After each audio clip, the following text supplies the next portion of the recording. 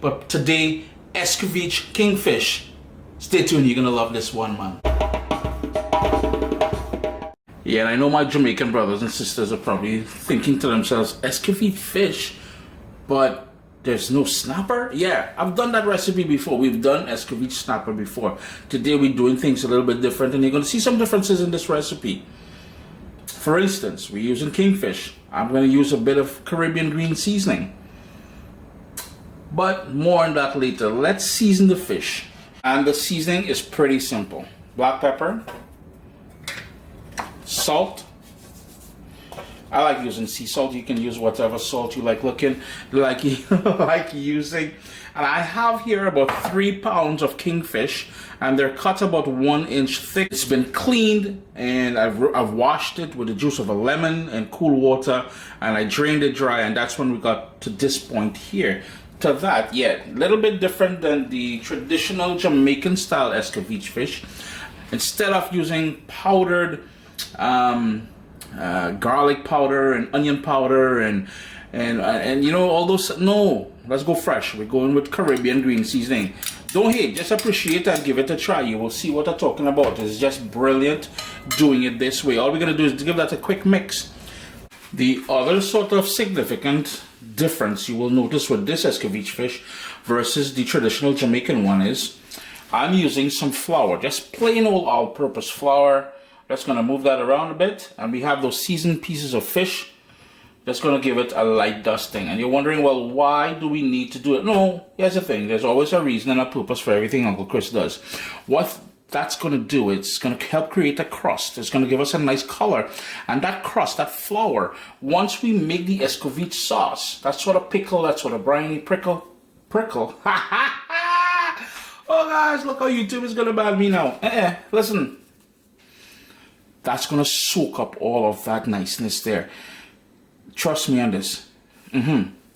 So it's just a matter like dusting, nothing too spectacular. And I mean, let's say if you want to use cornmeal, use cornmeal. If cornmeal is your thing, it will work as well too. So all we're doing is just flour dusting. Heat your oil. You need vegetable oil, canola oil, corn oil, whatever you use to fry your fish. Go ahead and do your thing at this point. As my oil comes up to temperature, yeah, I'm sort of shallow frying this fish. We're gonna shift over here now to my other saucepan, where we're gonna work on the sort of pickle, the sort of Escovitch sauce to top the fish with. I have my saucepan on a medium flame, and I'm going in with plain white vinegar. There is no need, absolutely no need to go out there and buy all kind of apple cider vinegar and all kind of thing like that. Personally, I find that apple cider vinegar gives it a sort of a weird taste, but that is just Uncle Chris, you know what I mean? What I'm going to start off with is the carrots, and this is just julienne carrots, because that's going to take the longest to sort of, and you're not trying to cook it, all you're trying to do is, one, warm up that vinegar, so it's going to absorb all those flavors, and by warming up, it's going to pull the flavors out of everything. We have an assortment of bell peppers, Scotch bonnet pepper, we've got pimento berries, we've got onions, all those things. But I just want to start off here with that carrot, and it's been julienne. It's like matchsticks basically. And because I want that deep rich flavor from the start, I'm going to go in with my allspice or pimento berries or pimento seeds from the start here. Move that around. The longer it's in that warm vinegar, the more flavor it's going to pull out. And I just want the carrot in there for about a minute or two, because they're really small pieces. Next up, I like going in with some fresh ground black pepper. Totally optional, but it works. I like giving it a bit of granulated sugar.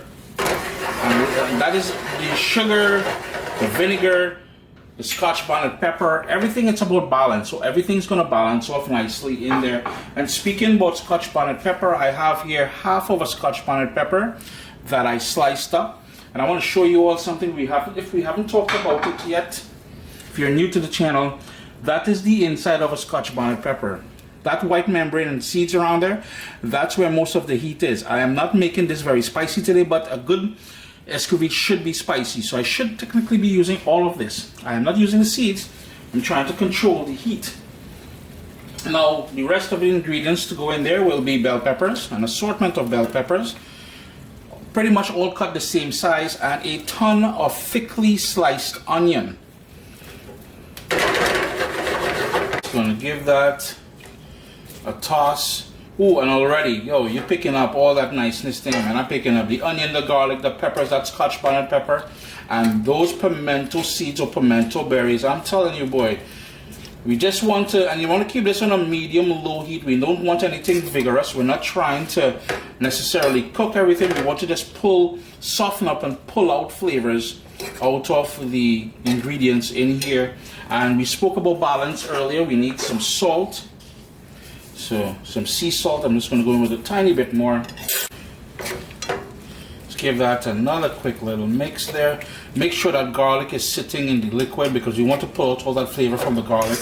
And that garlic is optional. I don't know if I mentioned that yet or not, but I just love garlic in just about everything I make. So, now here's the thing. Typically when I make this as well, I put a little bit of thyme, some fresh thyme in here, but that is optional.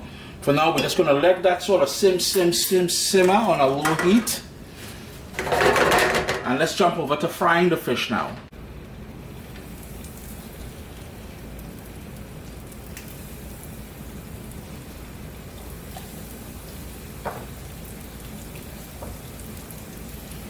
I'm not going to crowd the pan. I'm just putting 4 pieces at a time. I got 6 pieces in total, and we're going to keep it about 3-4 minutes on each side, and we're going to flip it over, take it off, drain it, and get ready to dress it with that Escovitch sauce.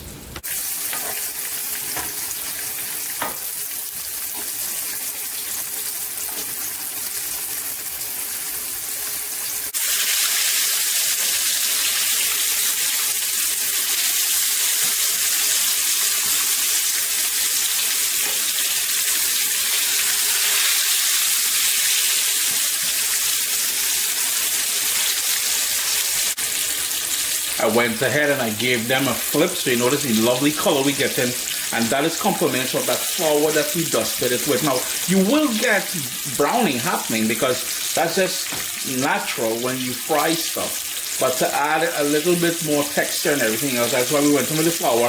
Plus, as I said, later on, once we drop that Escovitch sauce onto there, mama, real thing. No, I refuse to be held guilty and accountable for overcooked fish. So this is perfectly fried to my liking. That said, Escovitch fish is a very forgiving recipe. And what I mean by that is, no matter how, well, with limitations, if you fry that fish really crispy, really dry, because we're putting that sort of pickle, that sort of sauce on there, yo, it just brightens it up back, so it's a very forgiving recipe even if you overcook the fish. But the second batch going in there now. It's been about 7 minutes, so what I'm going to do now, I want my vegetables to hold on a bit of texture, and that was on a very low heat. I don't know if you guys recall. I'm going to turn the heat off and let that sort of remain on the burner there for the residual heat. And if you notice something, let me see if I can get to it. Notice how big that pimento berry got? If you wanted to smash a couple of those and put it in there, you can certainly do that. But the more liquid went in there, we know that liquid went in, and the liquid made all kind of niceness happen. So we're going to turn off that stove and let that sit until we're done frying the fish. The fish is all done frying now, and I had it sitting on some paper towels, just relaxing, just soaking up most of that oil from there. All we got to do now is put it on the platter or serving plate or whatever it is you're using, and pour that wonderful vegetable pickle all over it, and then you've got Escovitch kingfish. Sup, soldiers? Listen, if you enjoy this recipe, I'd really appreciate it if you hit subscribe and click that bell notification thing.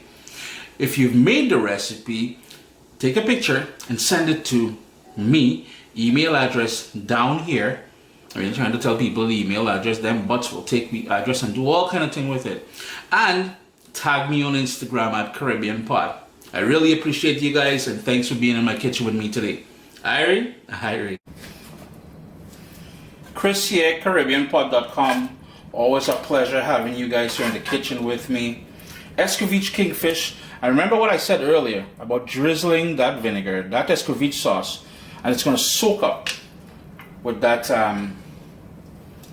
that bit of flour that we dusted the fish in to start off with. Today we are doing sardines. Some of you may call it herring. By the way, do you know the difference between sardines and herrings? I do. Drop a comment down below. It's a trick question. Drop a comment down below. We're doing fried sardines. Yo, check this one. Fish Fridays. You're going to love this one. You will. This is a very quick recipe and simple. The hardest part is cleaning the sardines. Now, I already went ahead and I cut the belly out, I took all the insides, I took all the scales out. It's a bit of a process. You can leave the heads on, you can cut them off if you want, totally up to you. Rinsed it in cool water and lemon juice. If you are interested in seeing a video on how to clean these, drop me a comment down below and I'll get to that very soon for you all. Clean, wash, rinse, drain. Sea salt. Yeah? Black pepper.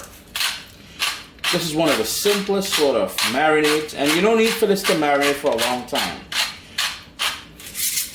Maybe 10 minutes or so. We've got Caribbean green seasoning. If you're new to Caribbean cooking, all it is, and that's a very runny one. I just made a quick one there with water. Normally I make it my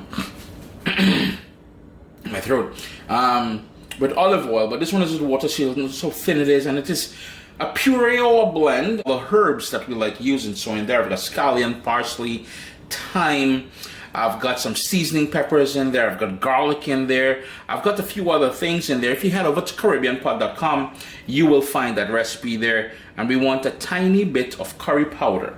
So half a teaspoon of curry powder, about 3/4 teaspoon of salt, and I've got 2 pounds of those sardines in there. We've got about half a teaspoon of black pepper, and that is it. We're gonna give that a good mix and let that sit for about 10 minutes. In my cast iron pan, I have about 2 cups of vegetable oil on a medium-high flame, and I have 2 of these Thai chilies, or what we call bird pepper or bird's eye pepper in there, and 2 cloves of garlic that I smashed.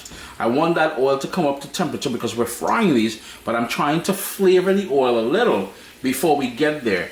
Now, there's one more step before we actually fry the fish, so let's take a look at that while this comes up to temperature.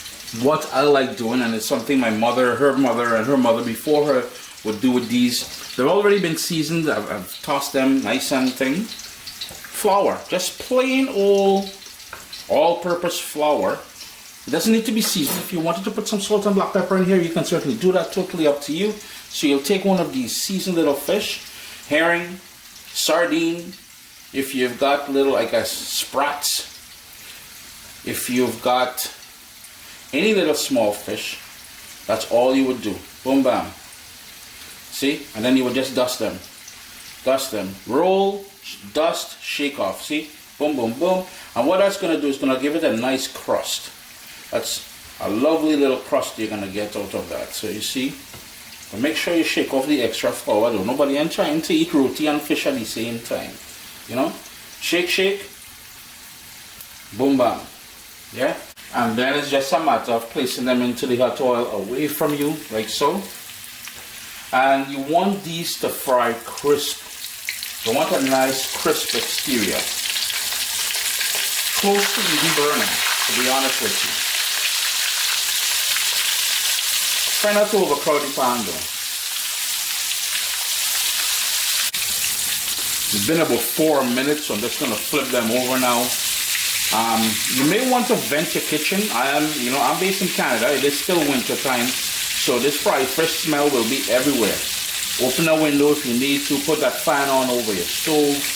And the other thing about being based in Canada, if you're based in North America or Europe where you have smelts, that sort of lake smelts with tiny little fish, smelts would be great with this recipe as well. Another 4 minutes on that side. I'm going to put it over on the other side there where I have some paper towels, and I'm going to continue frying them in batches. And I'm just grabbing the last batch out of the cast iron pan here. You can use any sort of frying pan you want. And We're just going to set these aside now. And we're going to switch over to step 2. Yeah, there's a step 2. Now here's the thing. If you wanted to enjoy these right away as they are, go ahead. But step 2 you will want to do. Trust me. I've got another frying pan with 3 tablespoons of olive oil. You notice the oil is still cold, and at that point I want to go in with 1 onion. And the reason why we go in now with the onion is because we want to flavor the oil and not fry everything as you would typically think. I like it spicy. I've got 4 or 5 of these bird's eye or bird pepper, and what I did was I cut them down the center. If you have some parsley, rock some parsley in here as well. I'm not fresh out of parsley. We've got some scallion, and I've got a ton of garlic. Yeah, garlic. You can understand where the niceness is coming from now. So all of that there is just going to simmer. And the whole idea is to get that gently come up to temperature. And then we're just going to sweat that down a little bit, just to release all those wonderful flavors. And then this is going to go directly onto those little fish. I'm telling you boys, some dal and rice. Yo, even as cutters, you know, you have the bar. You know, the Spanish don't have the tapas. We have cutters in the Caribbean. You're drinking your beverage, adult beverages, and you have some of this. Boy, oh boy. But, say what? We still got this step to finish. About 4.5, 5 minutes later, everything is nice and soft, and everything is flavored in that oil there. If you don't want to use so much oil, you can cut back on the oil. I went a bit heavy on the oil. 2 tablespoons would have been better. You would just toss that onto the fish, and then it's just a matter of tossing it up. And remember that that flour we started off with? That is going to act like a sponge, and it's going to soak up that wonderful garlic infused spicy oil there. Yo, this is a thing of pure genius right here. You're gonna love this one, boy. I guarantee you. Sup, soldiers? Listen, if you enjoy this recipe, I'd really appreciate it if you hit subscribe and click that bell notification thing. If you've made the recipe, take a picture and send it to me. Email address down here. I mean, trying to tell people the email address, them butts will take the address and do all kind of thing with it.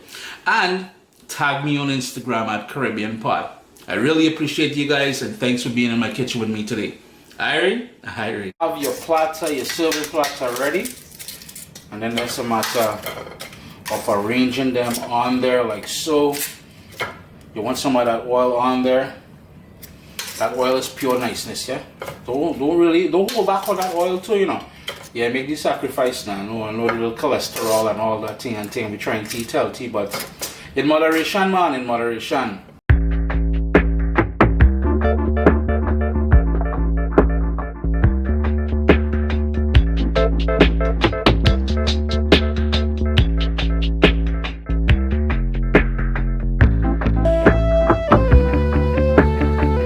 We've got some fresh thyme. We've got some celery stalk, yeah. Some of these ingredients are not traditional to the recipe, but I might like adding it because it's all about flavor and building flavors that you like. That said, okra. I had some in the fridge, so I might as well put it in the pot. We've got corn, Jamaican yellow yam, onion, scallion, parsley, pumpkin, Caribbean style pumpkin, a calabaza, sweet potato, garlic. These are some of the ingredients. We also need some, what most people call Irish potato. I just call it potato. We're gonna get a couple of those, and everything is going in there along with some carrot. You know, and one of the things I keep impressing on everyone who watch my videos and my tutorials and stuff like that, the more in advance you prep your ingredients, the faster cooking will be. So it took me about 20 minutes to prep everything. I've got the corn all cut up into, bite-sized pieces. We've got, I got Yukon Gold potatoes. Some of you call Irish potato, Yukon Gold potato, sweet potato, the pumpkin. But the carrot, I just got to give it a quick chop. I washed and prepped all the herbage that's going in there. The okra, the onion is all peeled and ready to go. The yellow yam It's all peeled and ready to go. So everything is done here. And that is one of the things I like impressing on people. Prep it, have it ready, and smooth sailing, man. And sooner or later, we had to get to the star of the program, that kingfish head. Now, it's been washed and cut up. Well, it's been cut up and trimmed really nicely. Nice big pieces. And it's quite a bit of meat in there. I was lucky when I got this one here. But anyhow, I got the fisherman to cut it up for me, clean it out, take out all these sort of gills and all that stuff like that. And I used the juice of a lemon and cool water. I washed it and it's drained.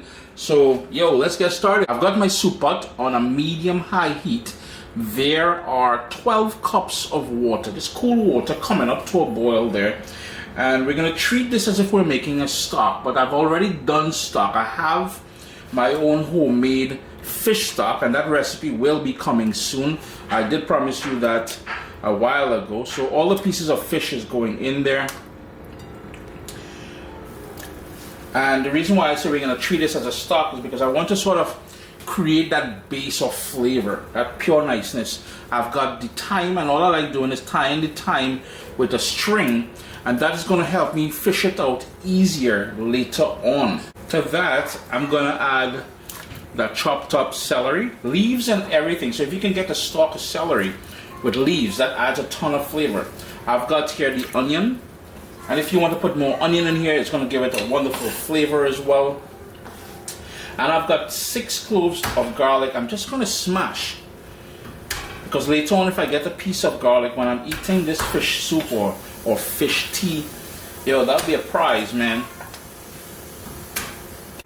We're going to hit that with sea salt. And I'm trying not to go too heavy with the sea salt, because I know my fish stock is loaded with sodium as well. So I did add salt when I was making my fish stock.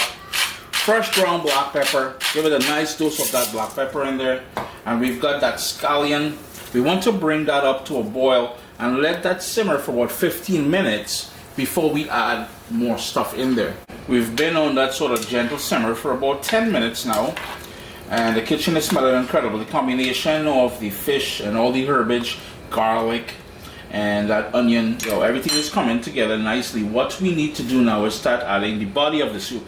And earlier you would have seen the bowls with the prep stuff was filled with water, and the reason for having water in there is to help it not to discolor and oxidize. So the pumpkin, sweet potato, and potato is going in.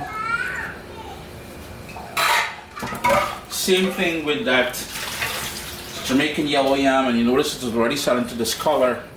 That's gonna go in. That's alright. It's starting to discolor. That's just normal. That's just the way things happen, yeah? I don't know if you guys caught that, but the lighting was a little bit off there because I had the light above the stove there on, and it gave it a sort of a weird hue. And I've got 4 cups of my homemade chicken stock, fish stock. That is concentrated, so that is where my depth of flavor is going to come from. I know many of you will choose to use those packaged soups from the Caribbean. Do your thing. I don't really believe in using that because some of the wordage on the package I can't pronounce, so I keep away from that. So now what I want to do is let that go. I'm going to add my carrots in there as well, and I'm going to float that Scotch bonnet pepper. I'm going to let that go for about 25 minutes because I want that to break down and reduce and become concentrated and absorb all those flavors. At that point, we will add the corn, and this is sweet corn. I'm using Canadian sweet corn, North American sweet corn, so it cooks really fast. We're going to go in with that. We're going to go in with the okra the last 5-10 minutes because I don't want the okra to fall apart. And then we're going to finish off with the parsley, taste for salt, boom, bam, adjust, and we've got our fish soup or fish tea ready. But for now, a little bit of patience and let that, blub, blub, bubble away. As it comes up to a boil, what I like doing is going with a spoon and skimming off the sort of froth or foam at the top here. That's going to go into the rubbish. And I like going in with some pimento berries. It's been going for about 25 minutes and I haven't been stirring it. You really don't want to stir it too much because once everything starts breaking down, and this is why the first 15-20 minutes, if you wanted to add the pumpkin, you can add it there because that's when it's going to break down and do all kind of nice things to this. But if you over stir it, the starch from the sweet potato and the potato is going to cause it to go thick and cloudy. Now here's where we have all that fresh thyme. It's done its job. That can go into the rubbish. Here's where you have a choice now. You can fish that Scotch bonnet pepper. I don't know if I mentioned it earlier or not. We floated it whole in there because we wanted the oils from the outside to sort of season or flavor the soup rather than that raw heat. So take it out now. It's done its thing.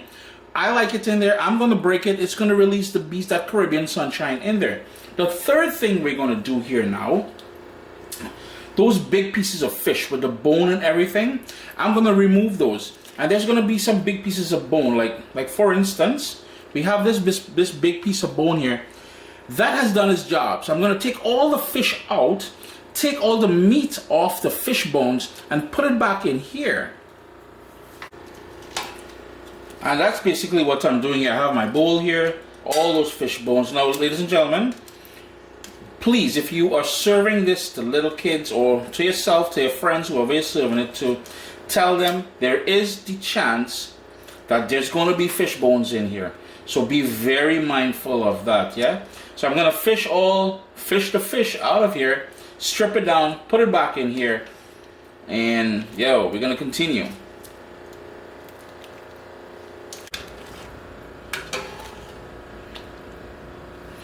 Just when you thought you got the last of the fish bones, I see two more. But just be mindful, you got to try and fish out all those bones. And again, tell the people who are dining that there may be fish bones in here. See, another one again. So I'm just going to keep working there. But what I want to do at this point is to go in with that sweet corn. That, whatever corn you have. If it's the more tough corn, you'll have to add it earlier.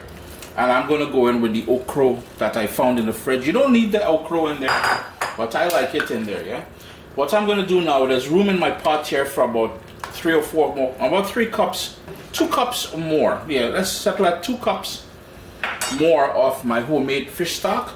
We're going to bring that up to a boil, let that cook for about 5-6 minutes or so. Taste it for salt, black pepper and stuff like that, and then we're going to finish up. It's been 10 minutes. I gave it an extra few minutes since we added the corn and the okra to the pot. Now, here's the thing. This is supposed to be more about the broth. And speaking about broth, in the rest of the Caribbean, especially the Southern Caribbean, we have something, and I have the recipe here on the channel and on CaribbeanPot.com, called fish broth or fish broth, where it's a bit different, sort of similar, but a bit different because we add, it's more about green bananas and stuff like that in here. But we're done. We can turn off the stove here, but we need to finish it off with a couple things. What I like doing is some fresh parsley, and we need an acid in there, and that is complements of a lime. You need lime juice. Yeah, lemon juice will work, but that lime juice will give it that extra little And when you serve it with a wedge of lime as well too, so your guests can squeeze in that fresh lime juice in there. Chris here, CaribbeanPot.com. What's up, soldiers? Listen, if you enjoy this recipe, I'd really appreciate it if you hit subscribe and click that bell notification thing. If you've made the recipe, take a picture and send it to me. Email address down here. I mean, trying to tell people the email address, then Butts will take the address and do all kind of thing with it. And tag me on Instagram at Caribbean Pot. I really appreciate you guys, and thanks for being in my kitchen with me today. Irene. Always a pleasure having you guys here in the kitchen with me. Fish Fridays, the Lenten season. Just look at that lovely broth. Remember to taste it and adjust it for salt, yeah? But just look at that niceness there. And the remainder, and this is a big pot, the remainder, this is something you would make when you have family and friends coming over. This is something here when you have a hangover you would want to make as well too. This is something when you're playing dominoes or you're playing cards and stuff like that you want to make. The leftovers, freeze it. However, once you freeze it, now remember, ladies and gentlemen, I went ahead and I busted that Scotch bonnet pepper. Right? That is pure niceness in there. If you do freeze it, allow it to thaw naturally overnight in the fridge and then put it in the microwave. If you try to thaw it in the microwave from frozen, all those lovely, that yellow yam, that sweet potato, everything is just gonna fall apart and it won't be nice. No, it won't be nice. This recipe is inspired by a conversation I had with my friend JW. Jason, we doing it. Hey Chris, when you gonna drop that Jamaican steam fish recipe for us? Now I did something 2010, 2011, something like that, but this is an enhanced version of that same recipe. Now here's the thing, my Jamaican brothers and sisters, you will see some differences because this is Uncle Chris's recipe. This is not your recipe, it's not your mommy's recipe. I'm not trying to disrespect anybody, but everything I do is based on flavor, common sense, and tasting good at the end. So stay tuned, you're gonna love this one. Jason, I have you. And my sous chef is trapped behind the door today. Yo, Polly, every time I'm filming, this little fellow always wants to, yeah, he's talking. Your camera's on you, man. You got something to say to the people? What else you got to say? That's it?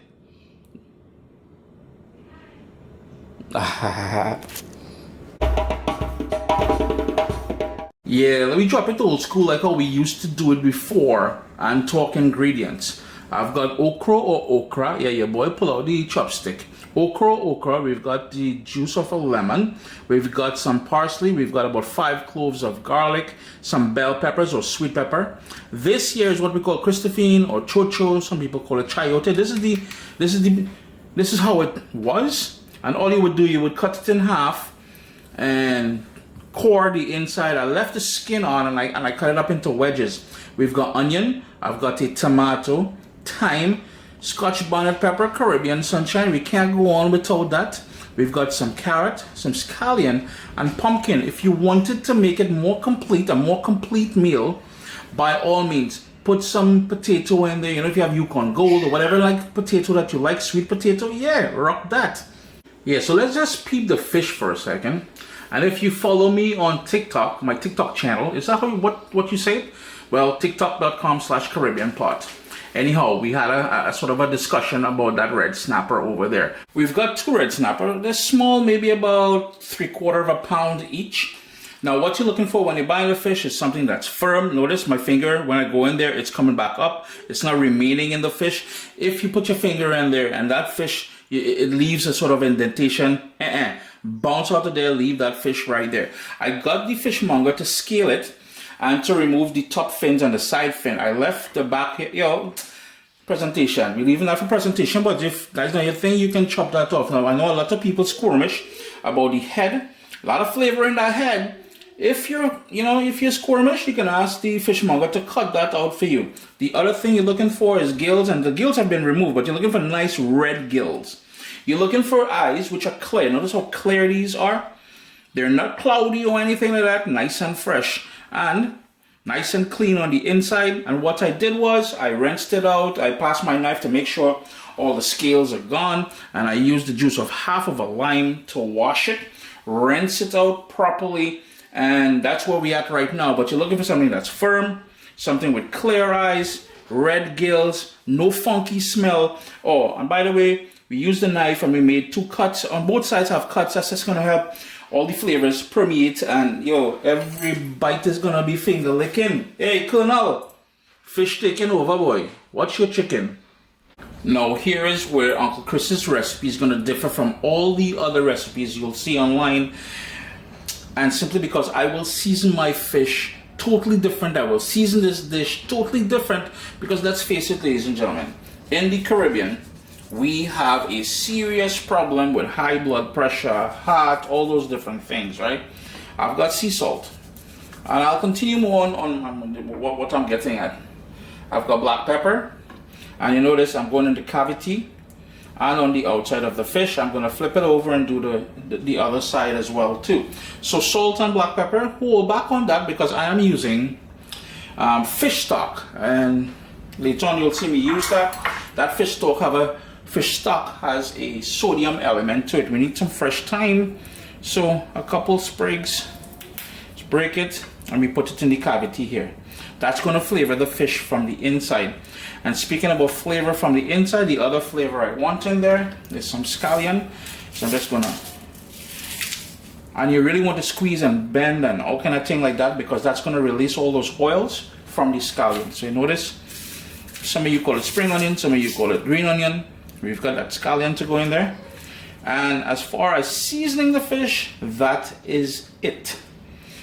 You notice we didn't do any sort of Maggi or you know what, let me call names, but that powder stuff, that all-purpose seasoning, that we're so addicted to it in the Caribbean now, and that thing is just loaded with sodium, and we shouldn't be doing that. I'll flip it over and salt and pepper. Irie? You guys didn't realize Uncle Chris got a pan, eh? Yeah, well, here's the thing. That is the widest pan I have without going outside and using them big old macro pots that I have. But that's for a different recipe. For now, I've got this on a medium flame. And again, here is where my recipe is going to differ. I'm going in with some olive oil.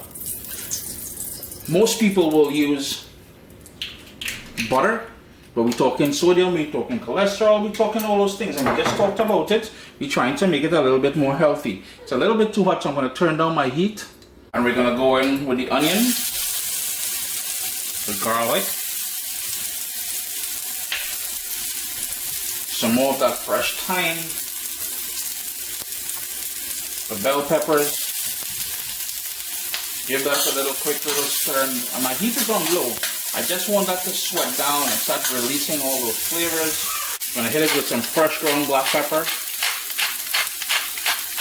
And speaking about pepper, I've got Caribbean Sunshine here. You can float this later on whole if you don't want so much of the heat. I want a little bit of spice. So I'm gonna go in with 3 slices. That is the bottom part of it.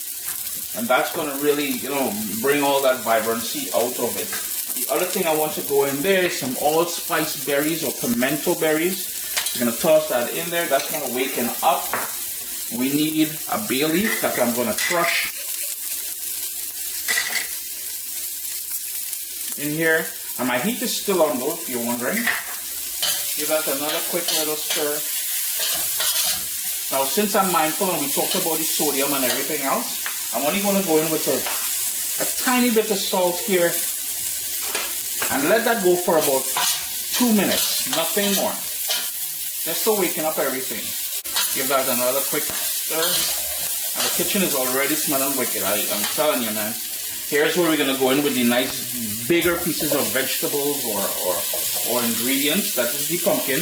And the reason why we're putting it now is because it's a bit more tough and it will take a bit longer. We've got some carrots in there. We've got the Christophine. I'm just going to settle that down in there. And we're going to give it another minute on that low heat. I'm just going to move everything to the side, like so. And I'm going to go in with a tablespoon of tomato paste. And the reason why I want it directly in the middle here is because I want it to sort of caramelize. And that's going to add, it's going to help with thicken the gravy. Later, the acidity in there is going to help balance things off. And it's going to help give it a nice, vibrant color. Yeah. I'm going to quickly move that around a bit. And here's where I'm going to go in with my homemade fish stock. And if you want the recipe for making this fish stock, all you got to do is drop me a comment down below. I want to bring this up to a boil, reduce it to a simmer, and let it cook for about 10 minutes because I want all those flavors to come together, and I want the carrot to cook, the Christophine to cook, or the chocho, and the pumpkin. While that comes up, I'm going to go in with a bit more scallion, a bit more fresh thyme in there. So we started seeing bubbles, which means it's coming up to a boil. What I like doing at this point is going in with about a tablespoon of coconut cream. And that is just a block of coconut cream. I cut about a tablespoon off. I want that to help bring in more flavor because, like I said, we are not using all those powdered flavor ingredients most recipes will call for. The coconut milk is a nice addition. Once it comes to a vigorous boil, I'm going to turn it down, and we want to make sure that coconut milk melts down in there. If you have coconut powder, you can put coconut powder in there, but the whole idea is to give it the hint of that coconut in there. We've had that bubble going for about 7 minutes. everything is trying to get tender, and that is exactly where we want it to be. I don't want anything to fall apart. What I forgot to mention, ladies and gentlemen, is if you were putting potatoes in here, but whether it's your regular, what most people call Irish potato, I call it potato, but or sweet potato, whatever in here, you would have put it together with the pumpkin and the Christophine. Yeah. What we want to do now is put that fish in there. Now here's the thing. I know the recipe, the title says steamed fish, and this ain't no steaming. This is more or less boiling, but that is the name of the recipe, and we're gonna stick to that. Keep in mind, we're trying to pay respect to the recipe itself, so we will call it steamed fish. Now we ain't done there yet. Steamed fish always have that steam snapper, always have some okra or that okra. Yeah, we're gonna tuck that in, tuck them in, and we're gonna need a lid because you got to sort of bring the whole steam aspect into things. And again, correct me if you want, but small thing, we've got the tomato going in there now, and that acidity again, I'm telling you, is all layers of flavor happening here. Correct me if you want, you would want to say, and I know many people are like, oh Chris, you ain't steaming the fish, you're boiling the fish. Okay, correct, we're boiling it then. That goes in there. Lemon juice. You're wondering when the lemon juice was going to come in? This is where it's going to come in. That's going to help. You know, it's all about balance, it's all about flavor. Go in with that lemon juice in there. Now we need a lid of some sort to cover it and to allow that fish to fully cook. I just remembered something when I introduced the ingredients to you all. What I forgot to mention, I cut off the top part, the stem part of the okra, and the bottom little niblet kind of thing. I want some more okra on there, so I went back and I dug deep. I went deep into the fridge there and I pulled out some more okra because, you know, the okra is the thing here itself, yeah? One more thing I want to quickly do is to move that aside, get some of that nice, flavorful stock water. Remember, we made our own fish stock. If you want that recipe, hit me a comment down below. And remember, we've got that coconut milk in there too, so it's pure fire. That chicken is stuffed with that thyme and scallion and everything else. We want that on a low heat, all the way down. I man can't afford a cover. Nah, small thing, I have no cover for this. So I'm just gonna put a sheet pan on there and let that steam down. Just one quick housekeeping tip I will leave with you guys. I've removed the sheet pan after about 7 minutes, and I've gone in and I've got some of that gravy and I've poured it all over the fish because you want to keep topping it. Make sure all that nice flavor is on top as well too.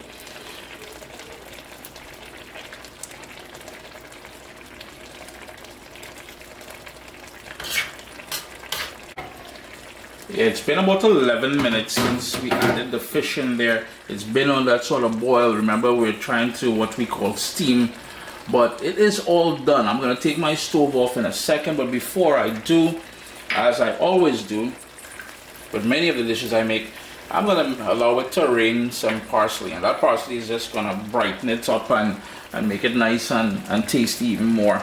And a bit more of that lemon juice. I'm just cupping so I don't get the seeds in there. Now here's the thing, ladies and gentlemen, we went through this. I explained why my recipe differs from the traditional Jamaican recipe. Jamaican steamed fish with okra. If you want it, we got pumpkin in there, we got carrots in there, we got tomato in there. There's all kind of niceness in there. Now traditionally they would serve this with crackers, which is pretty much soda crackers or water crackers or what we call salt biscuit. Give that a little shaky shake there. But I'm on just going in just like that. I'm going in raw, man. I'm going in raw.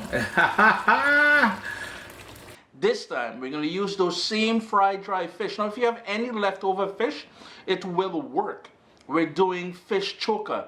This time we're sticking true to our Caribbean roots, and we vibes it up in the kitchen. Alright?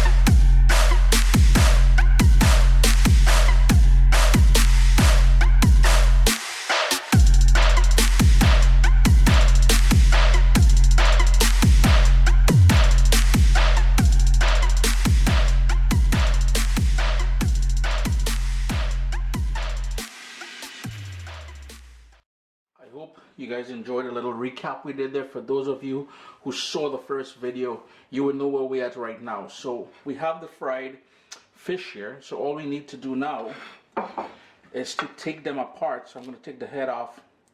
And all you want is all that nice meat. Now if you want to take off the skin, you can certainly do that, which I am doing presently. So you peel back the skin, and then you've got all that nice meaty goodness there. So the very bottom will have these tiny bones. If you can, I don't know if you guys can see it in the camera there. We don't want to include those. So I'm just going to go ahead. Yeah, it will take a bit of work. And now, traditionally when my grandma would make this, she would pound it. I'm not going to pound it. I'm going to flake it. Like nice big chunks of flaky flakes. Why do I repeat stuff? Anywho, that's what I'm doing. If you want to include the skin, you can certainly do that. If some of it gets in there, that's fine. Let's give it a nice... There we go. It will take a few minutes to get all those, all the meat out of the bones and stuff like that, but it's well worth it. Now here's the thing. Any fish that you have left over, so whether it's steamed, whether it's any sort of flaky fish, grilled, fried, you can make this recipe. You know what I mean? I'm going to go in with some fresh ground black pepper, a tiny bit of salt, because remember, when we season the fish, we already have a ton of salt in there. We ain't trying to overdo it with the salt. What I like going in with is a wedge of lime. Lemon will work as well too. Just give that a nice little squeeze. That's going to brighten everything up. I have here one bird's eye pepper that I chopped up. Really, really tiny. And this is what they look like. We call it bird pepper or bird's eye chili or bird pepper, man. Let me just stick with that. I have here one Roma tomato that I diced up. Now if you wanted to seed it, you can certainly remove the seeds. I have here 2 scallions. And we've got some parsley. Now these, you know, like I said, I'm trying to keep it to show you traditional dishes. But scallions would never make it into my grandma's fish choka, neither would, or neither, tomato, neither would the parsley. She will have pepper, she will have onions, black pepper, maybe a little bit of salt, and some garlic. But for the sort of garlic kick that we're gonna need in here for any good choka, hold on a second. So there's that pepper oil. I'm sure you guys would have seen that video by now. And what we're going to do is just take some of the oil itself, and that is full of garlic and peppery notes, and I'm just going to drizzle that all in there. Just a little bit more, just to keep the greedy people away, because once they, it's the easiest way to keep people from eating your food, hit it with a lot of pepper in there. The backside of them will never touch it. And all you want to do now is fold everything. Save the onions for last.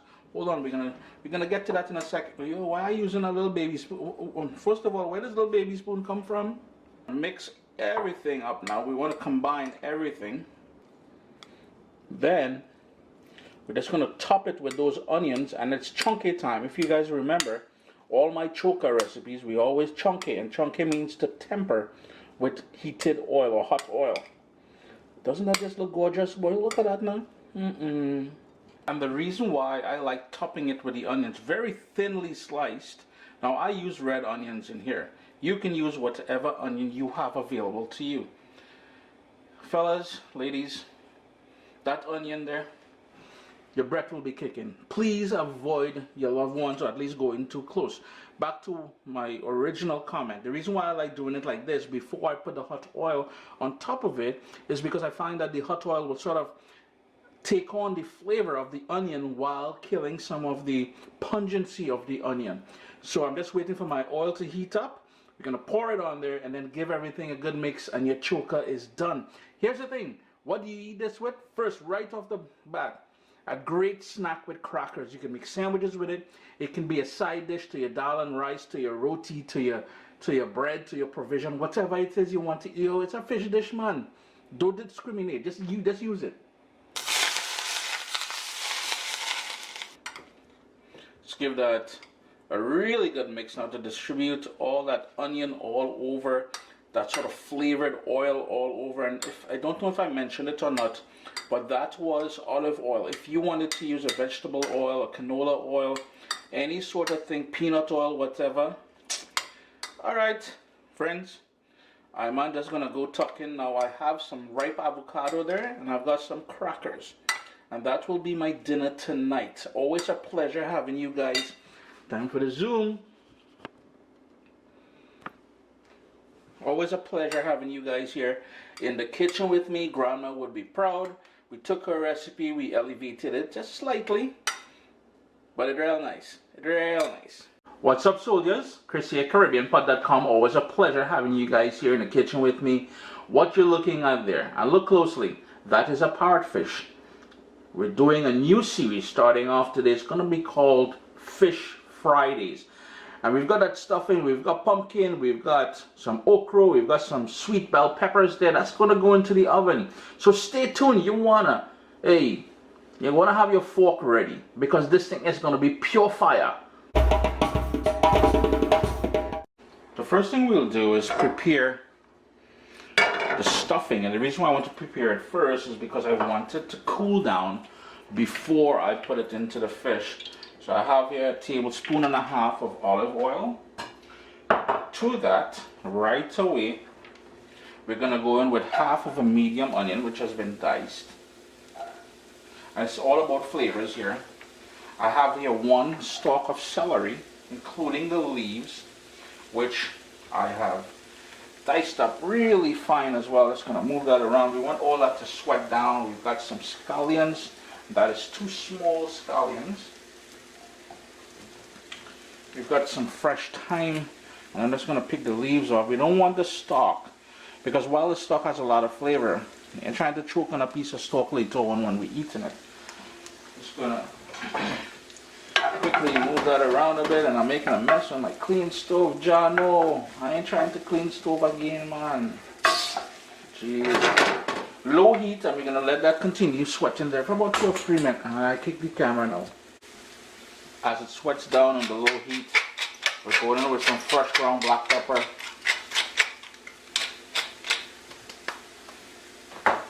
We'll need some salt.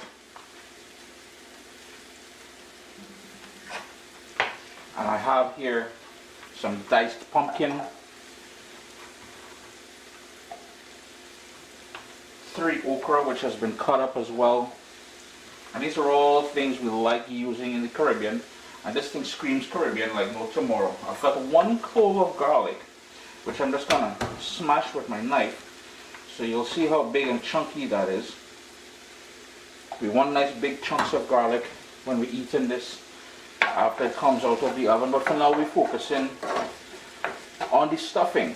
This is where that flavor is gonna really pick up inside the cavity of the fish. Yeah, we're stuffing the fish with this.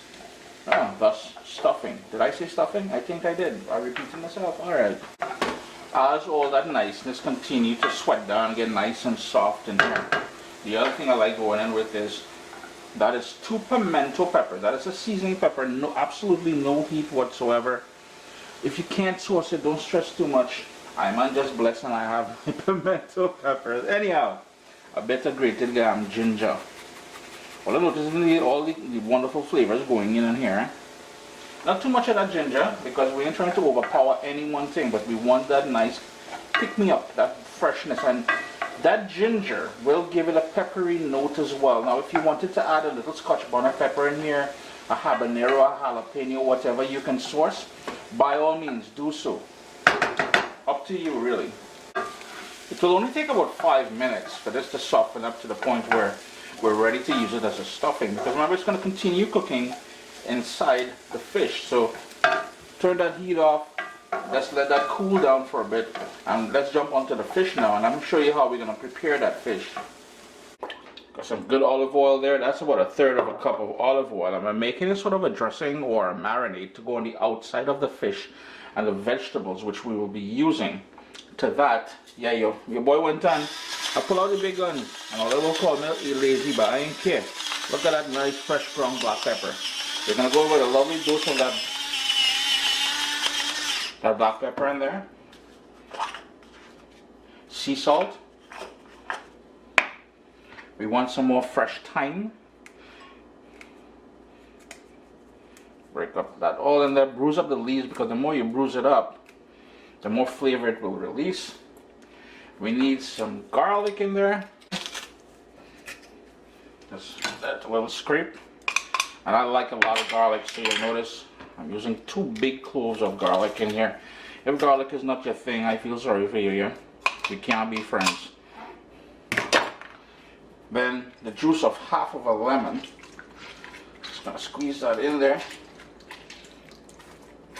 And that is it, you know, there's a ton of flavor in that right there, you know.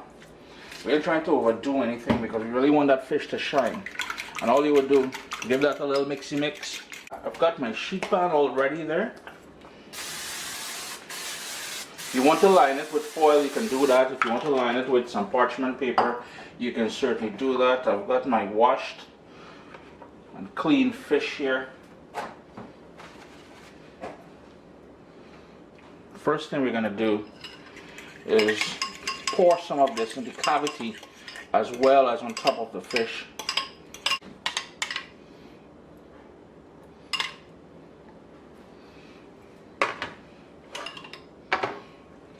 Open that up, turn it over, and then just work that all over the fish. One thing I forgot to show you guys to do is to give it some cuts. So let's go ahead and give it some cuts. Now, you will see a lot of people just hold a knife and go down at an, what's that, a 90 degree angle? No, we don't want that. We want to go on an angle, and this is a trick I saw online. You go on an angle, like so. So by doing that on an angle, you notice how much more real estate we're getting there on the fish? On an angle. So 3 cuts on that side, 3 cuts on that angle on this side here. And in there, we'll work some of that marinade as well. I'm sure it's all making sense to you now, right? Yeah, man. I'm sure. I'm gonna open it up now, and we're gonna get all that stuffing inside the cavity. And you got the pumpkin, the okra, the pimento peppers, the hint of ginger in there. So you know it's just niceness happening up in here, yeah? And if you like pumpkin, and you know about pumpkin, that sweetness. Right? And you know, one of the things we love with or even fried fish or steamed fish or any one of the above, grilled, is our okra. So you don't know this is all kind of niceness here. So you'll find a little something in there. And the onion, the garlic, man, I'm forgetting all that. It's all very nice. Anyhow. Now to make this into a true, not a one pot, but a one tray kind of dish, you know we gotta come strong. And we've got some more of that pumpkin, and that is the Caribbean style pumpkin. I don't know if you guys are familiar with it. If you wanted to use butternut squash, you can certainly use that. That's going to roast off in the oven as well. We've got more of that okra. We spoke about that okra, so we need some more of that okra in here. And we've got these little bell peppers. Now please don't tell my daughter, because I use up her peppers here if she go looking for it. But then you know what, small thing, she always thieving my stuff too. Anyhow, look at that niceness there. But we're still not done. We've got to flavor these bad boys here. So with that in mind, and the remaining marinade that we created here, yeah, we made extra purposely for this. We're gonna go onto the pumpkin, onto the okra. I know they're probably thinking, wait, this boy calling it okra? Yeah, it's okra. No, okra as well. It's up to all how they want to call it. I ain't trying to discriminate people and their preference of how they call things. I remember we got that salt, the black pepper, the garlic, everything in there. Now if you want, and I would recommend it. Go in and massage that a little bit just to coat everything. I would put a bit more salt, especially on the fish. It is a big piece of fish. And another little dose of black pepper. Yeah, your boy come back out with that electric grinder again. It just raining, flicking black pepper up in this place, boy. Yeah. Now I hope all didn't think I'm done. I am not done. Pumpkin needs a little brown sugar in its life, and I'm going on there with some golden brown sugar. If you know, you know. That's going to caramelize and add some more sweetness to that pumpkin. You notice all the different flavors we add in here, and at what stage we adding it as well. Into the oven now. Yeah, we're ready for the oven. Before we place this in the oven, I want to mention a couple things. If you wanted to salt the cavity, salt and black pepper, the cavity of the fish before you stuffed it, you can certainly do that. I'm not cutting back on the amount of salt in my diet, so that's the reason why you didn't see me do that. The stuffing was already salted. The other thing is, if you wanted to add any sort of other herbs that you like, you can certainly do that. I kept it simple because these are the herbs that I like. It's going to go into the oven, 425 degrees, middle rack, uncovered. We're not covering it or anything like that. Into the oven, 425. 27 minutes later, fresh out of the oven. The kitchen is smelling insanely good. Chris here, CaribbeanPot.com. Always a pleasure having you guys here in the kitchen with me. The pumpkin is nice and cooked all the way through. That fish is perfectly cooked. Okra, it's sort of steamed roast. The peppers are all charred and nice. Listen, you're going to love this recipe. Remember that stuffing, eh? Don't sleep on the stuffing. I wish I could just serve this exactly as it is on the table. Well, you know what? I might just get a fork and I go in here. What I do like doing at this point is a little bit of acid.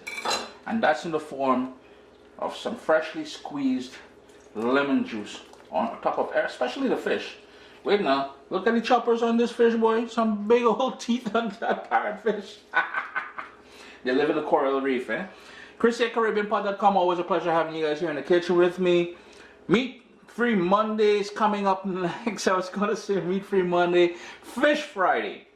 We got more coming, Irie? Irie. Yeah, and I know you all always complaining, Chris, you know, we don't ever see you eating the fish. So you grab some of that stuffing. You grab some of that fish. And be mindful of bones, yeah? Because this is a whole fish. There will be bones. But this thing is incredible, man. Mama, yo. The lighting isn't good because I packed away the lights and thing already, but even the pumpkin. Let's look at that. Real good. What's up, soldiers? Chris here, CaribbeanPot.com. Always a pleasure having you guys here in the kitchen with me. We're in the backyard. We're doing my mom's recipe. Well, my take of my mom's recipe for curry kingfish.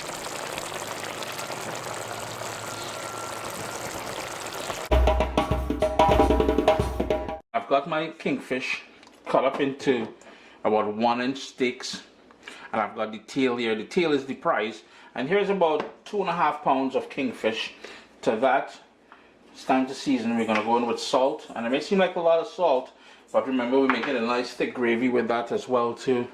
We need that Caribbean green seasoning, and if you're new to Caribbean cooking, Caribbean green seasoning is pretty much a puree or a blend of all the herbs along with garlic and seasoning peppers that we like using in all of our dishes, from meat to fish to vegetarian to just about everybody getting a dose of that. And it's a very simple marination process. We're going to marinate this for about an hour. So that was black pepper. We got one more thing to go in there, and that is a tiny bit of curry powder. We're going to go over a bit of curry powder here, but later on we're going to add more. We're going to build on those flavors that we start off now with. All you're going to do is give that a stir. Be gentle because you don't want to break it up. And remember to wash your fish with the juice of a lime or a lemon or something. If all fails, got a little bit of white vinegar, drain it, and then we're going to season it up as we're doing here. One more thing. Yeah, one more thing. Why did I forget that? 2 more things. Like Chris going senile, boy. Boom. We need some onion in there. That onion flavor. Plus, how dare I We got Scotch bonnet pepper. It's got to be spicy. It's a curry after all. Season everything. If you want, you can take off the seeds and the white membrane around the seeds. That's where most of that heat lives. That's the address. That's the mailing address of that heat. So, you know, you want to avoid that at all cost if spicy is not your thing. I can't believe I almost forgot those two ingredients, boy. Where's my head? Like Chelsea Windy Arms. You know, and I'll be honest with you. This is where you want to go in with your hands. It's so much easier to coat all those pieces of fish with that green seasoning and everything else that we added in there. Wear gloves if you need to, and if you just did your little manicure, you're going to get that on the nails. Lady, no, we don't want that. We ain't trying to stress all you out with no curry colored nails. So use the gloves. And you notice what Uncle Chris is doing here? I kind of massaging the pieces of fish with that green seasoning there, a little bit of curry powder, and we kind of bruising the pieces of onions at the same time, because that is going to add a nice little flavor to things, yeah? And I notice the fish starting to fall apart because it's been thawed out for a while, so I'm just tucking that back where it came from. Set this aside, let it marinate for about 2 hours. An hour is perfect, 2 hours better. Does that even make sense? Anyhow, you know what I mean. We are outside now. I'm taking advantage of the beautiful weather we have here lately. Well, the last couple of days was cold. Today it's warm back up. I've got a cup and a half of all-purpose flour, and we've got the fish. And what we're going to do is sort of shake off the onions and pepper, but leave the green seasoning on there. And we're just going to dust it in that flour, like so. And we're going to fry these. And the reason why we're doing it like this, besides this being the traditional way I know it's been done, and I know my forefathers did it, you know, what it does, that flour that we're dusting here will form a crust which will help to soak up some of that curry sauce and goodness later when we make that sauce. Plus, that flour is also going to help thicken up the gravy, because the last thing you want is a thin gravy with your curry fish. I'm just going to continue doing that until all the pieces are all coated. And I do apologize for the noise. We're outside, people are cutting the grass, people are doing what people do on the weekend.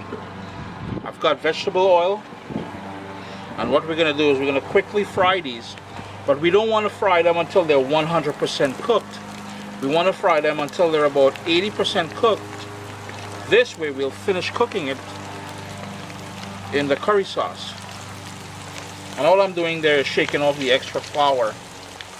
It's about 2.5 minutes on that side, so I'm just going to flip them over. They're already starting to take on a little bit of color. I'm not too worried about the color at this point, but as I said, it will continue cooking in that curry sauce. So all I'm doing is flipping them over, and we're going to cook them on this side for a bit. It's been about 7 minutes in total, so now I'm going to remove the fish pieces with a nice color on it. And we're going to set these aside. I have a wire wrap here with some paper towels. Just going to get rid of all of these here, and then we're going to jump into actually making that nice curry gravy we're going to dip these bad boys into.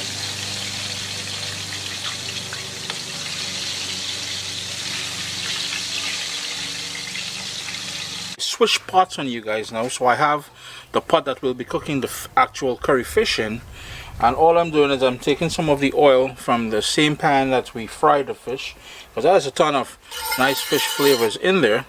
My heat is on medium, and here we have all that onion and pepper and green seasoning and everything that we marinated the fish in. That is going to be the base for this curry.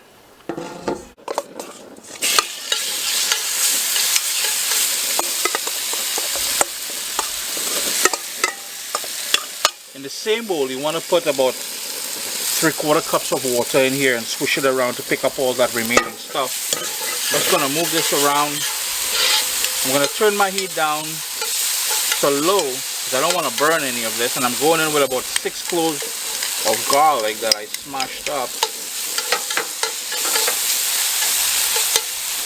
It's been going now for about 5 minutes, And you'll notice I have the pieces of garlic nice and big and chunky. If you wanted to crush that garlic, that's totally up to you.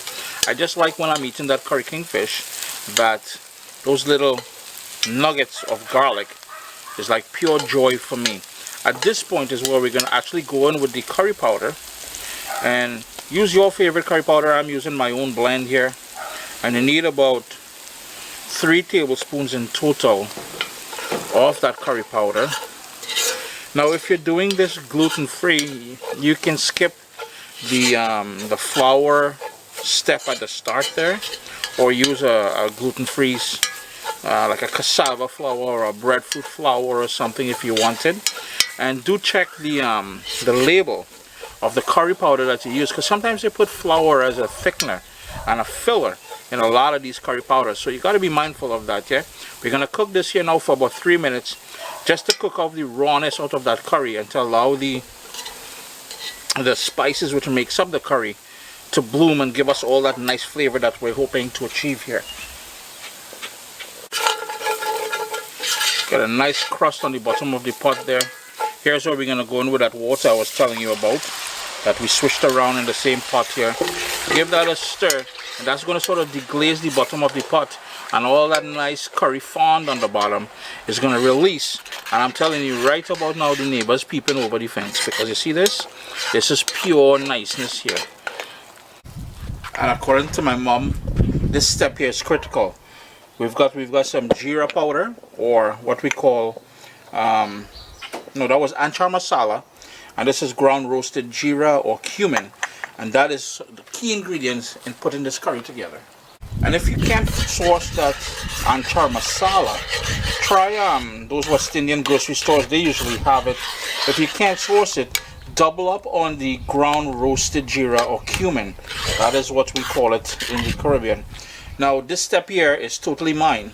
I am going in with a large tomato all chopped up finely. That is going to help me get that nice thick gravy that I want. I want to cook this down a bit. Now we will add some more water because we got to put the fish in here. But what I want to do is allow this to cook and let all those flavors come together.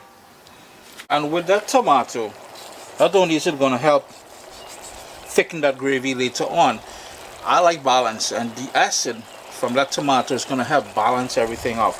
I just went in there with just a tiny bit more salt, because remember, we were heavy when we seasoned the fish with salt, right? And in my humble opinion, this step here is one of the most critical. What I'm trying to do is burn off all of that water. And in doing so, it's going to help with that gravy later on, and it will help bring all of those flavors together. So I'm going to turn up my heat now and try to get back to the oil that we started off with. And now you're seeing the separation once I move the spoon around. And on the edges, I don't know if you guys can see, all of the edges, we got that oil that we started off with.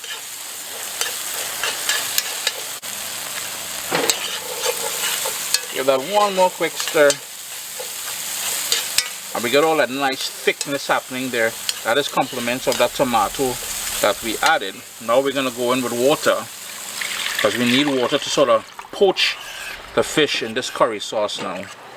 I'm going to bring this back up to a boil, and once it comes back up to a boil, that is 2 cups of water I went in there with. We're going to toss the pieces of fried fish in there, and that is where that curry niceness is going to happen. That fish is going to soak in all of that curry niceness, the flour and everything. Is going to pull everything in and release. It's pure niceness. Took a couple minutes, but it's back up to a boil now.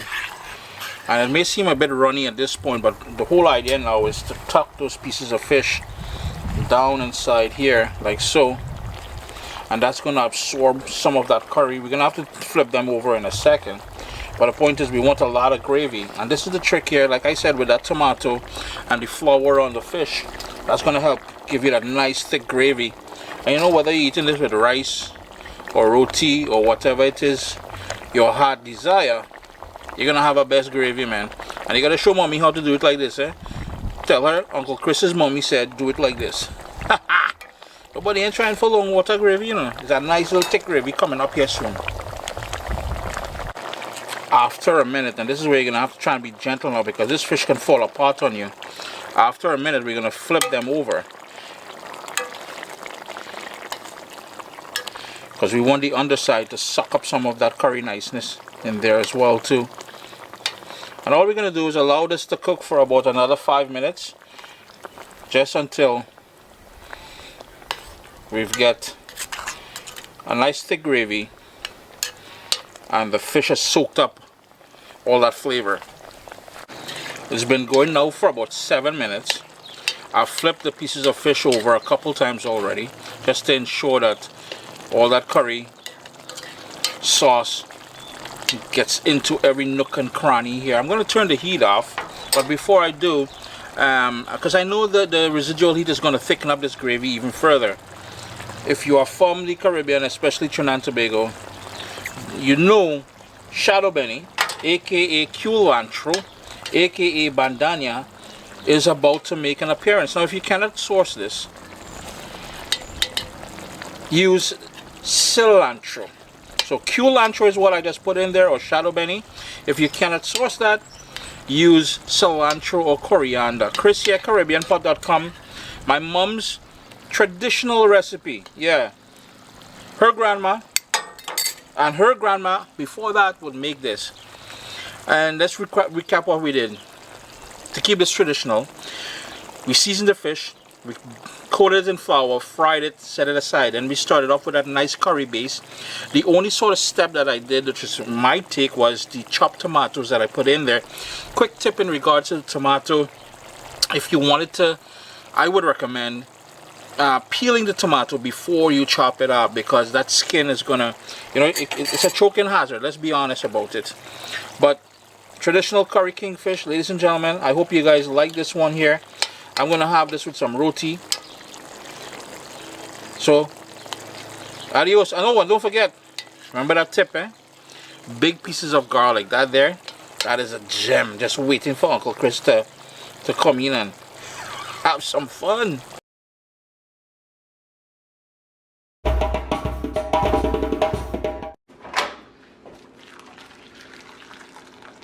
In my bowl here, I have ½ a pound of salted pollock. Now, gone are the days when I can afford salted cod. Yo, salted cod is expensive. Salted pollock works just as good. Kind of winky eye, kind of good.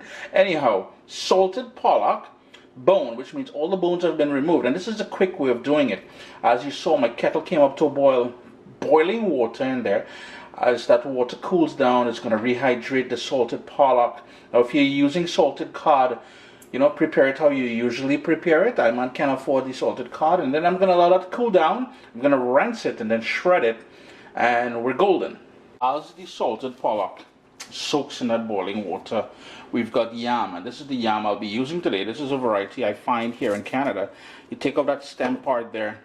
And you can use a potato peeler. I just love using a paring knife. And this one cooks really soft, and it's a beautiful white yam. Really soft and nice. Now, if you come across spots like that, of course you'll have to cut that out. Any sort of discoloration, cut that out. And the trick to not only peeling this really thin is by using a paring knife, but also we want to cut the pieces the same size so they cook, you know, the same time kind of thing, evenly, yeah? So like a big piece like this, I'm just going to trim off that there. I'm going to cut that in half. You get a nice little split into a pot with cool water, because that's going to prevent it from discoloring. And again, this is where, if you were to plant this back, this sort of head area here is where the stem and the shoots would come back out. So just trying to get rid of most of that, and I'm just going to continue peeling and putting into the pot there. Then we're going to bring it up to a boil. Like this one here, you can see it's already starting to go bad, but I paid $3 a pound for this, so I'm still eating some of that. Don't worry. Sadly, and that is an indicator there that all of it has gone bad, so I got to toss it out. I thought I would be able to salvage it, so that's not the case tonight. But you can see this is what it's supposed to look like. And the other thing I forgot to mention, depending on how freshly dug this yam is, it was fresh out of the ground, you may want to wear gloves or coat your hands with some vegetable oil, because the sort of sap, I don't know if I'll be able to show you guys, but there's a sort of a sticky sap there. It will cause your hands to itch. So by wearing gloves, you prevent that. And you notice how quickly this is going, right? Now if you don't have enough, you can also add some potato in there. If you have Edos, if you have dasheen, if you have green cooking bananas. Oh boy, Uncle Chris not lucky tonight, but fortunately I do have some Edos there, so I'm gonna go grab those Edos. Yeah, this one has gone bad as well too. And these are the Edos. So again, using the paring knife, same idea. Now this one here it's gonna take a little bit longer to cook. So what I'm gonna do is cut this one smaller so it cooks the same time as the yam. And this one here, again, same idea. Wear gloves or coat your hands with and there's still some dirt there. That's why it's going in the water as well. I'm going to wash all of that out. Just going to cut that down there and then down the center, so in quarters. Now it's just a matter of rinsing it all. Make sure we get all of that dirt out. Give it one more quick little rinsey rinse. Then we're going to fill it up with water, make sure it's covered.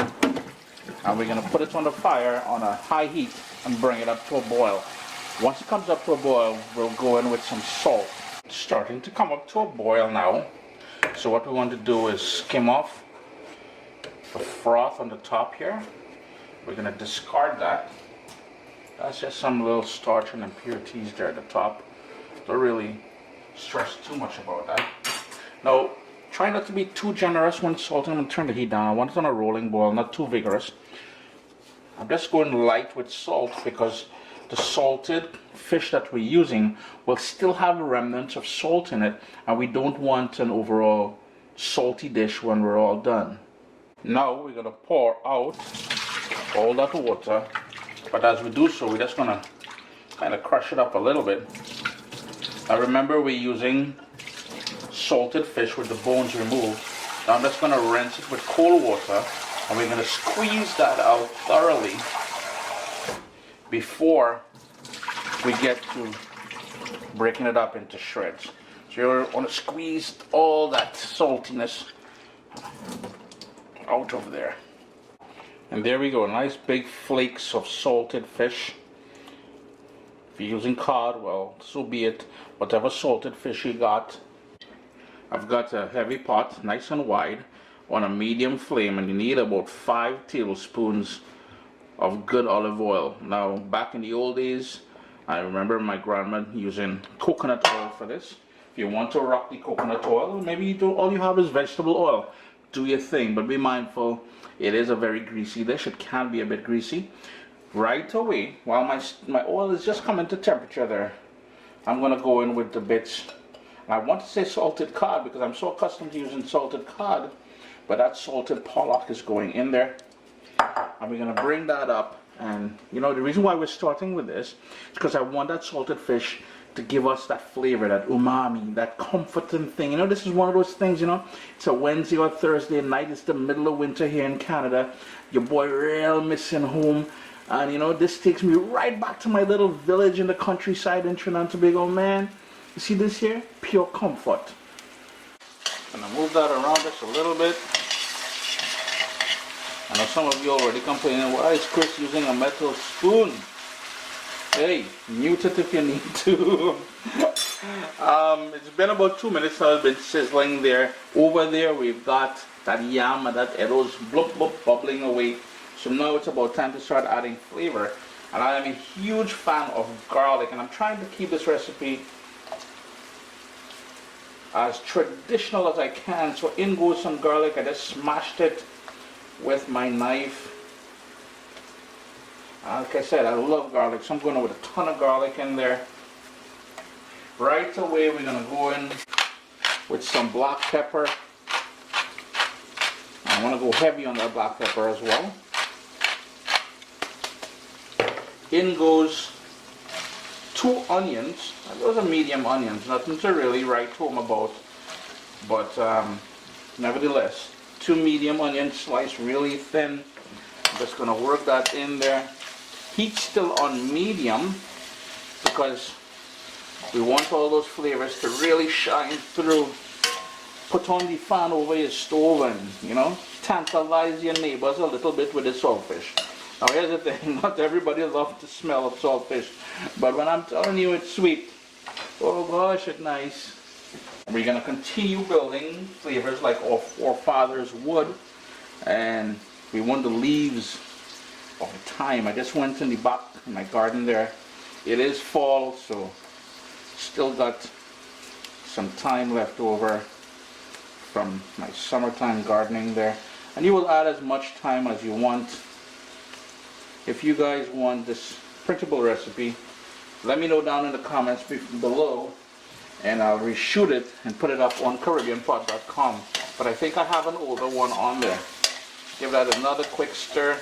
Ooh, and that thyme is shining through. It's shining through.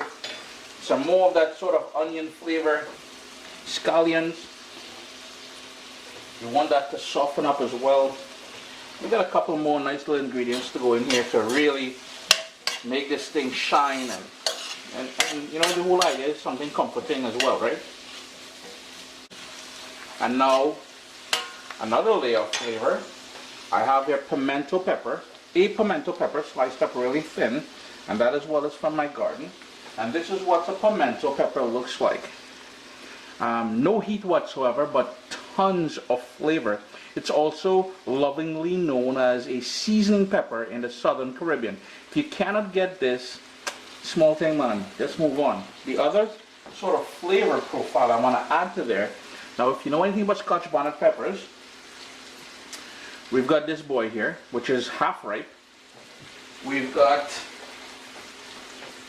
this boy here, who is fully mature or fully ripe, and total different flavor profiles.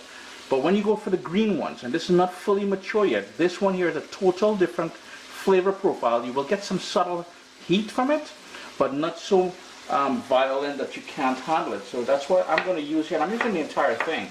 You can cut back. If you can't get this, and you know, all you have is habaneros, well, you know, do your thing. I ain't trying to stress anybody out. Seeds and everything in there, but remember, that seed will have sort of a gentle kick to it, yeah? By the way, all those peppers are from my garden, so you know, not only your boy is a star boy in the kitchen, he's a star boy outside in the dirt as well too, eh? And that is because I'm a country boy at heart, and mommy and daddy show me everything there is to do when it comes to food. We are about 5 minutes away from one of the most incredible weekday comforting meals you will ever have. You know, and it's COVID times, you know. I've not seen my mom and dad since January. I mean, it's very taxing on me because I'm accustomed to seeing them every weekend, basically. So this is just going to add, you know, a nice little comforting something for your boy Chris here as I make my way through this whole COVID thing. 2 tomatoes from my garden as well. And that popping with color there, boy. You see, this is what the Caribbean is all about. Their vibrancy, color, heat, spice, herbs, flavors. Boy, I'm real proud to be from the Caribbean. Our food is like unlike anything you've ever had. I guarantee you that.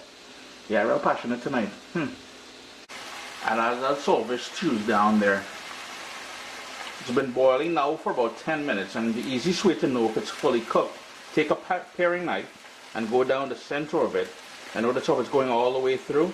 That means it's fully cooked, no give. See? So what we would do now, take it off the stove, drain it, and if you don't know anything about ground provisions or yam and eddos, we treat it like how most cultures would treat potatoes.